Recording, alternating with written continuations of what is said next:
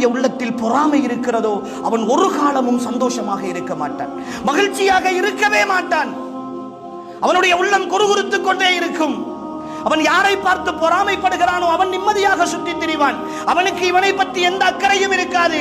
ஆனால் இவனுக்கு அவன் கடந்து போகிற பொழுதெல்லாம் நெஞ்சுக்குள் இடிக்கும். அவன் தாண்டி போகிற பொழுதெல்லாம் வயிறு எரிந்து கொண்டே இருக்கும்.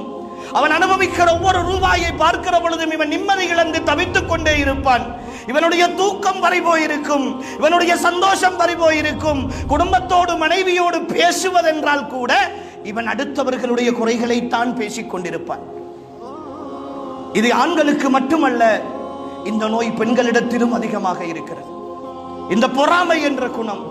இன்னொருத்தி ஒரு நகையை போட்டு வந்தால் கூட அவள் ஏதோ ஒன்றை சம்பாதித்து அவளுடைய கணவன் வாங்கி கொடுத்திருப்பான், இல்லை அது தவறாகவே வாங்கி கொடுத்திருக்கட்டும், அதை பற்றி பேசுகிற உரிமையும் அருகதையும் எனக்கு கிடையாது. ஆனால் அதை பொறாமைப்பட்டு அவளை பற்றி இல்லாத பொல்லாதவைகள் எல்லாம் பேசி அவர் அப்படி வருகிறார் இப்படி வருகிறார், தேவையா தேவையில்லையா என்ற விவாதங்கள் எல்லாம் நடத்தி உள்ளத்தில் அப்படியே நிம்மதியை இல்லாமல் ஆக்குகிற முதலாவது வகை இந்த பொறாமை. அன்புக்குரியவர்.